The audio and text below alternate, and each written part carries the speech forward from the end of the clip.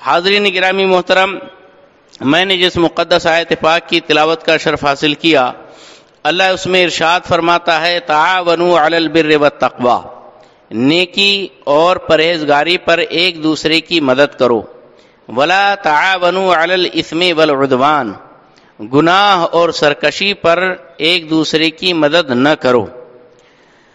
اللہ تبارک و تعالی نے دنیا پیدا فرمائی، انسانوں کو پیدا فرمایا اور انسانوں کے درمیان محبت کے رشتے جوڑ دیے، رشتہ داریاں قائم فرمائی، اور اس کی اہمیت اس طور پر اجاگر فرمائی کہ انسان جو ہے یہ لفظ بنا ہے انس سے، انس محبت پیار کو کہا جاتا ہے، اور انسان جو ایک دوسرے سے پیار کرے، محبت کرے، لگاؤ کرے، ایک دوسرے کا خیال رکھے، وہی صحیح معنوں میں انسان ہے، ورنہ تو صرف بولنے کا انسان ہے، حقیقت میں وہ حیوان اور شیطان۔ تو اللہ تبارک و تعالیٰ نے انسانوں کے درمیان محبت قائم رکھنے کے لیے رشتہ داریاں بنائی، اور حدیث قدسی ہے، اللہ ارشاد فرماتا ہے میں رحمان ہوں، میں رحیم ہوں، خلقت الرحمہ وشققت لہا اسمی، میں نے یہ رشتہ داریاں پیدا کی اور اس رشتہ داری کے واسطے جو نام بنایا، اپنے رحمان و رحیم اس نام سے نکال کر نام بنایا۔ رحمان اور رحیم اس کے فاؤنڈیشن ورڈ ہے، بنیادی حروف ہے رے ح میم، رحم، اور رشتہ داری کو عربی میں رحم کہتے ہیں، ذو رحم محرم یعنی رشتہ دار، ذو رحم ذوی الارحام یعنی رشتہ دار۔ تو پتہ چلا اللہ فرماتا ہے کہ میں نے رحمان و رحیم جو اپنا نام ہے اس نام سے کشید کر کے نکال کر رشتہ داری کے لیے نام چوز کیا، رکھا۔ پھر اللہ فرماتا ہے فمن وصلھا وصلتہ، کہ جو یہ رشتہ داری قائم رکھے گا اسے میں اپنی رحمت سے جوڑ کر رکھوں گا، ومن قطعھا بتتہ، کہ جو یہ رشتہ داری توڑ دے گا میں اس کو اپنے رحمت سے کاٹ کے دور کر دوں گا۔ تو یہ رشتہ داریاں اتنی اہم ہوتی ہے اللہ کے دربار میں، وہ صرف اس لیے تاکہ ایک دوسرے سے انسان لگا رہے اور ایک دوسرے کے سکھ دکھ میں کام آتا رہے۔ پھر یہ بھی اللہ رب العزت نے ارشاد فرمایا، اچھا وہ حدیث قدسی بعد میں بیان کروں گا، لیکن اللہ کے رسول صلی اللہ علیہ وسلم نے مزید مواسات اور غمخواری، ایک دوسرے کی مدد کرنے، تعاون کرنے اور ایک دوسرے کی مصیبت میں ساتھ دینے کے متعلق ارشاد فرمایا۔ یہ حدیث مبارکہ مسلم شریف کے اندر ہے اور بہت ساری کتابوں میں ہے، حضرت ابو ہریرہ اس کے راوی ہیں۔ فرماتے ہیں کہ آقا حضور پاک صلی اللہ علیہ وسلم نے ارشاد فرمایا من نفس عن مؤمن قربتا من قرب الدنیا نفس اللہ عنہ قربتا من قرب یوم القیامہ، کہ جو کوئی کسی مومن کی دنیا میں تکلیف دور کرے گا، یہاں قربتاً نکرہ ہے، دو پیش تنوین جس کو تنوین تنکیر کہا جائے گا، کہ کسی مومن کی چھوٹی سے چھوٹی پریشانی اور تکلیف دنیا میں کوئی دور کرے گا تو حضور گواہی دیتے ہیں کہ نفس اللہ عنہ قربتا من قرب یوم القیامہ، اللہ تعالیٰ اس کی قیامت میں سب سے بڑی مصیبت دور فرما دے گا۔ ہاں، آپ کو کسی مسلمان کی کوئی تکلیف دور کرنا ہے، بیچارہ ہے، اس کو ٹھوکر لگ گئی، آپ نے صرف اس کو پکڑ کے صاف کر دیا یا پھو پھو کر کے اس کے اوپر پھونک ماری کہ اس کو تھوڑا سا بھی چین ملا، بس آپ ثواب کے حقدار بن گئے۔ ہاں، ارے صاحب کوئی تکلیف میں ہے، اس کو حوصلے کی بات کہہ دی، دو لفظ پیار کے کہہ دیے، اس کو تھوڑا حوصلہ ملا، دھاڑس بندی، صبر آیا، آپ نے گویا اس کی مصیبت کو ہلکا کر دیا، اللہ کے نزدیک آپ بڑے ثواب کے حقدار بن گئے۔ غرض کے اللہ کے رسول نے فرمایا، اسی حدیث کا اگلا حصہ یہ ہے وَمَن يَسَّرَ عَلَى مُعْسِرٍ يَسَّرَهُ اللَّهُ فِي الدُّنْيَا وَالْآخِرَةِ، کہ جو کسی تنگ دست کے اوپر، چاہے وہ مومن ہو یا غیر مومن ہو، تنگ دست ہے، پریشان حال ہے، اس کو اگر سہولت دیتا ہے، اس کو آسانی دیتا ہے اور اس کو خوشی میسر کرتا ہے تو اللہ کے رسول فرماتے ہیں یسر اللہ فی الدنیا والآخرہ، اللہ ایسے بندے کو دنیا اور آخرت میں کشادگی عطا فرمائے گا اور سہولت عطا فرمائے گا، خوشحالی عطا فرمائے گا۔ یعنی اگر آپ خوشحال بننا چاہتے ہیں، اگر آپ مصیبتوں سے محفوظ رہنا چاہتے ہیں، اگر آپ سہولتیں چاہتے ہیں، تو کسی تنگ دست اور نہایت ہی پریشان حال انسان، چاہے وہ مسلمان ہو یا ہندو ہو، اس کو بھی اگر آپ تھوڑا سا تعاون کرتے ہیں اور اس کی مدد کرتے ہیں تو ہمارے آقا صلی اللہ علیہ وسلم ارشاد فرماتے ہیں دنیا اور آخرت میں اللہ اس کو خوشحال بنا دے گا۔ کتنی بڑی بات ہے۔ پھر اگلی یہ بات حضور یہ ارشاد فرماتے ہیں وَمَن سَتَرَ مُسْلِمًا سَتَرَهُ اللَّهُ فِي الدُّنْيَا وَالْآخِرَةِ، کہ جو کسی مسلمان کی پردہ پوشی کرے گا اللہ دنیا اور آخرت میں اس کی پردہ پوشی فرمائے گا۔ سترہ یستر مانے پردہ ڈالنا۔ اب اس کا ایک معنی یہ بھی ہو سکتا ہے کہ جو بیچارہ جس کے پاس کپڑے نہیں ہے، وہ برہنہ ہے، کھلے بدن کا ہے، اگر آپ نے اس کو جوڑا دے دیا، اللہ تعالیٰ دنیا میں بھی آپ کو ناز و نعمت کے جوڑے عطا فرمائے گا اور آخرت میں بھی اپنی رحمت و نور کے جوڑے عطا فرمائے گا۔ سترہ اللہ فی الدنیا والآخرہ، دنیا اور آخرت میں اللہ تعالیٰ اس کی پردہ پوشی فرمائے گا۔ یا پھر کسی کے عیب پر یا کسی کی کوئی ویک پوائنٹ پر آپ مطلع ہو گئے تو اب یہ کہ نہیں، آج کل جیسے کہ باقاعدہ بلیک میل کرنا چالو کر دیتے ہیں، ہاں تمہاری یہ ہمارے پاس ویڈیو ہے، اگر ایسا نہیں کیا تو اس کو وائرل کر دیں گے، ویسا کر دیں گے، ایسا کر دیں گے، اور دوسرے کو بلیک میل کرنا چاہتے ہیں۔ اللہ کے پیارے محبوب فرماتے ہیں اگر کوئی کسی کے عیب پر آگاہ ہو جائے اور اس پر مٹی ڈال دے، پردہ ڈال دے، چھپا دے، اس کے عیب کو ظاہر نہ کرے لوگوں سے، تو ظاہر بات ہے کہ صرف دو لوگ ہی عیب دار ہوتے ہیں، ایسا نہیں، ہر ایک کے اندر عیب رکھے ہیں۔ خود چھلنی ہے اور دوسرے کے بارے میں کہتے ہیں کہ اس میں اتنا بڑا چھید۔ ایسی بات اگر کوئی انسان کرتا ہے تو وہ بہت بڑا گناہ گار ہے۔ اللہ کے محبوب فرماتے ہیں کسی کی پردہ پوشی، کسی کے عیب پوشی اگر کوئی دنیا میں کرتا ہے تو اللہ تعالیٰ دنیا میں بھی اس کے عیب چھپائے گا اور آخرت میں بھی اس کے عیب کھلنے نہیں دے گا، رسوائی سے اس کو بچائے گا۔ یہ حدیث پاک فرما کر آگے مزید حضور فرماتے ہیں واللہ فی عون العبد ما کان العبد فی عون اخیہ، او کما قال صلی اللہ علیہ وسلم، کہ اللہ تعالی بندے کی مدد میں لگا رہتا ہے جب تک بندہ کسی اپنے بھائی کی مدد کرتے رہتا ہے۔ کتنی بڑی بات ہے، آپ اپنے بھائی کی مدد کرو تو اللہ تعالیٰ آپ کی مدد فرمائے گا۔ آپ کسی کی مصیبت دور کرو، اللہ آپ کی مصیبت دور فرمائے گا۔ آپ کسی کے عیب پوشی کرو، عیب ڈھاکو، اللہ تعالیٰ تمہاری پردہ پوشی فرمائے گا، رسوائی سے بچائے گا، شرمندگی سے بچائے گا، تمہاری عزت میں چار چاند لگائے گا۔ اگر کسی تنگ دست پر آپ کشادگی اور سہولت پیدا کرو، اللہ تعالیٰ دنیا اور آخرت میں آپ پر نرمی برتے گا اور سہولت عطا فرمائے گا۔ بلکہ ایک حدیث پاک مواسات والی وہ حدیث قدسی تو ایسی زبردست ہے کہ سنیں گے تو آپ حیرت میں پڑ جائیں گے۔ مسلم شریف ہی کی حدیث مبارکہ ہے۔ حضرت ابو ہریرہ رضی اللہ تعالیٰ عنہ کہتے ہیں کہ آقا حضور پاک صلی اللہ علیہ وسلم نے ارشاد فرمایا کہ اللہ کا یہ فرمان عالی شان حدیث قدسی ہے کہ ان اللہ یقول یوم القیامہ، کہ اللہ تعالیٰ قیامت کے دن فرمائے گا یا ابن آدم مرضت فلم تعودنی، اے انسان میں بیمار پڑا تو نے میری عیادت بھی نہیں کی۔ عیادت یعنی بیمار پرسی۔ جب انسان بیمار پڑتا ہے تو آپ اس کا حال چال لینے جو چاہتے ہیں، اس کا حال چال پوچھنے جاتے ہیں، اسی کو عیادت کہتے ہیں۔ اس میں ہوتا کیا ہے کہ بیمار کے پاس جا کر اس کی حوصلہ افزائی کرتے ہیں، اس کی ڈھاڑس بناتے ہیں، اس کی مایوسی دور کرنے کی کوشش کرتے ہیں، اس کے غم کو بانٹنے کی کوشش کرتے ہیں۔ یہی ہے مواسات، یہی ہے عیادت۔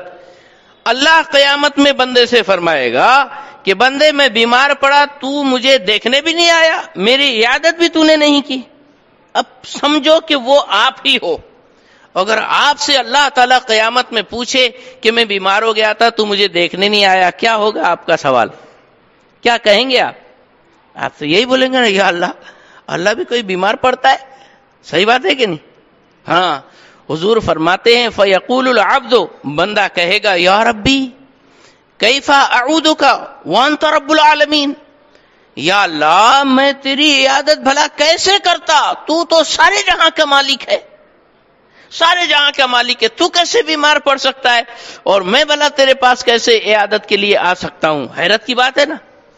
تب اللہ تعالیٰ بندے سے فرمائے گا یا عبدی اما علمتا ان عبدی فلانا مریضا فلم تعدہ، اے میرے بندے تجھے پتا نہیں میرا فلاں بندہ بیمار ہو گیا تھا، تو اس کو دیکھنے بھی نہیں گیا، فَإِنْ عُدْتَهُ لَوَجَدْتَنِي عِنْدَهُ، کہ تو اس بندے کو دیکھنے بھی نہیں گیا، اگر تو اس کی عیادت کے لیے گیا ہوتا تو لفظ کا اگر ترجمہ کیا جائے بالکل من وعن جیسے کہ ویسے لفظوں کا اگر ترجمہ کیا جائے، لفظی ترجمہ یہ ہوگا کہ اگر تو اس کی عیادت کو جاتا تو مجھے اس کے پاس پاتا۔ اللہ اکبر۔ اللہ فرماتا ہے کہ فلاں بندہ بیمار ہوا تھا، تو اگر اس کو دیکھنے کے لیے بھی جاتا تو وہاں مجھے تو پاتا۔ اللہ تعالیٰ تو ہر جگہ سے پاک ہے نا، زمین و زمان سے پاک ہے، مکین و مکان سے پاک ہے، لیکن اللہ نے یہ فرما دیا، مطلب کیا ہوا کہ میری رحمت تو وہاں پاتا۔ تو پتا چلا کہ بیمار کی عیادت کرنا بہت بڑا ثواب۔ لوگ خدا کی تلاش میں زندگیاں برباد کر دیتے ہیں، خدا کو پانا ہے تو بیماروں کی عیادت کرو، سب سے آسان نسخہ، بہت اونچا درجہ، بہت اونچا درجہ۔ اچھا پھر اللہ تعالی بندے سے فرمائے گا یا ابن آدم استطعمتک فلم تطعمنی، اے انسان میں نے تجھ سے کھانا مانگا تو نے مجھے کھانا بھی نہیں کھلایا۔ آپ سے ہی اگر سوال ہو جائے قیامت میں، اللہ آپ سے پوچھنے لگے کہ بتا میں نے تجھ سے کھانا مانگا تھا، مجھے کھانا کیوں نہیں کھلایا تو نے، کیا بولیں گے آپ؟ ارے میرے مالک، ہمارے یہاں تو کوئی عالم، کوئی بزرگ آ جائے یا کوئی اللہ والا، کیا کوئی رشتہ دار آ جائے تو ہم اس کو کھانا کھلانے میں اپنی سعادت اور خوش نصیبی سمجھتے ہیں۔ میرے مولا تجھے بھلا ہم کیسے کھانا کھلا سکتے ہیں، تو ساری دنیا کا پالنہار ہے، سارے جگ سنسار کو تو ہی پال رہا ہے۔ تو بندہ وہی کہے گا فیقول العبد یا ربی کیف اطعمک وانت رب العالمین، اے میرے رب میں تجھے کیسے کھلاتا، تو سارے جہاں کا مالک ہے۔ اللہ فرمائے گا اما علمتا ان عبدی فلانا استطعمک، تجھے معلوم نہیں میرے فلاں بندے نے تجھ سے کھانا مانگا تھا، فلم تطعمہ، تو نے اس کو کھانا بھی نہیں کھلایا، فإن اطعمتہ، اگر تو اس کو کھانا کھلا دیا ہوتا، لوجدت ذلک عندی، تو وہ کھانا یا اس کھانے کا ثواب آج تو میرے پاس پاتا۔ کیا سمجھے؟ کوئی بھی آئے، یہاں کوئی مسلمان ہی مانگنے والے کی شرط نہیں ہے۔ اللہ نے فرمایا میرا ایک بندہ تجھ سے کھانا مانگا تھا، تو نے اس کو کھانا نہیں کھلایا، چاہے وہ مسلم ہو غیر مسلم ہو، جو بھی ہو، فرما بردار ہو نافرمان ہو، بہرحال وہ خدا کا بندہ ہے کہ نہیں؟ یقیناً ہے۔ تو یہ حدیث اتنی عام ہے سوشل ورکنگ کے حساب سے کہ آپ کس کو بھی اگر کھانا مانگنے والے کو کھانا دیتے ہیں، اللہ فرماتا ہے کہ اس کو تو میرے پاس پاتا، یعنی اس کھانے کا ثواب آج تو میرے پاس حاصل کرتا۔ کتنی بڑی بات ہے۔ پھر اسی پر بات ختم نہیں ہوئی، حضور فرماتے ہیں کہ اللہ فرمائے گا یا عبدی استسقیتک فلم تسقنی،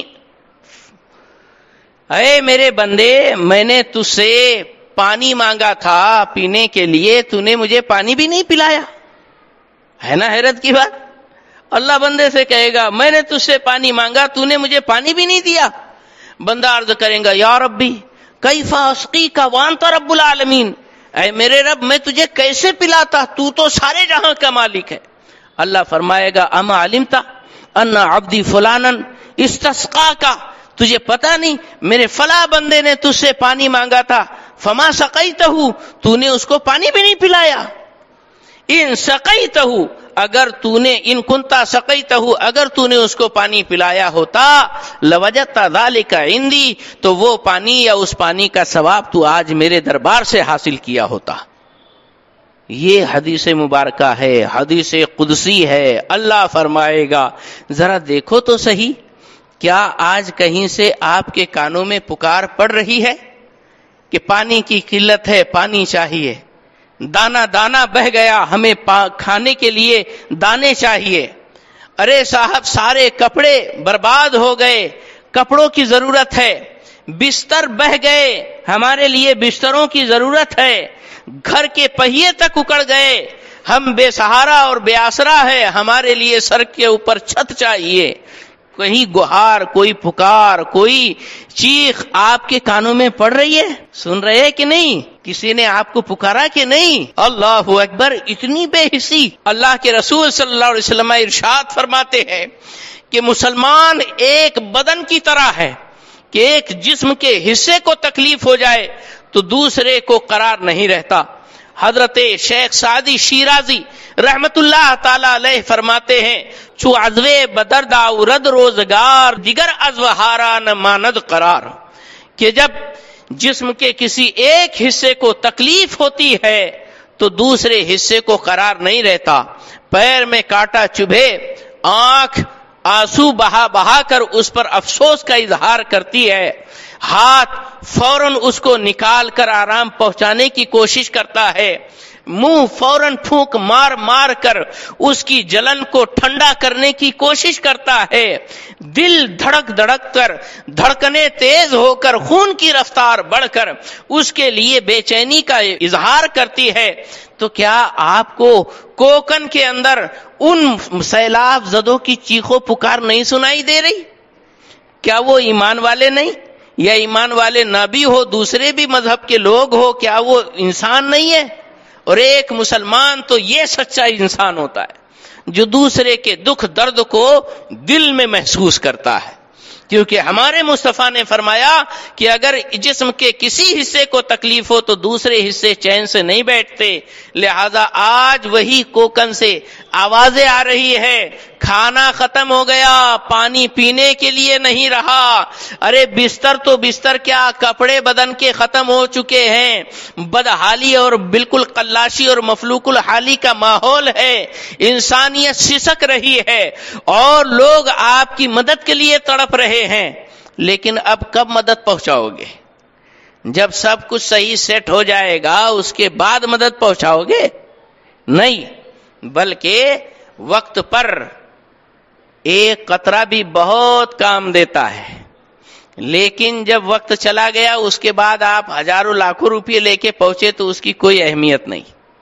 ہاں، دوستارا بوقت سختی بیازمائے، دوستوں کو مصیبت کے وقت آزمانا چاہیے کہ کون صحیح سچا دوست ہے۔ پریشانی میں بھی یہ جو کام نہ آئے، بعد میں وہ آپ ہزار جو ہے بے موقع سے بانسری بجائے اور خوب لے جا کر چندے چندے کر کرا کر دے تو کوئی حیثیت نہیں رہے گی۔ ٹائم پر اگر آپ نے چٹنی روٹی کا نوالا بھی منہ میں ڈال دیا تو وہ بھی سوچے گا کہ ہاں مجھے کھلایا ہے اس نے۔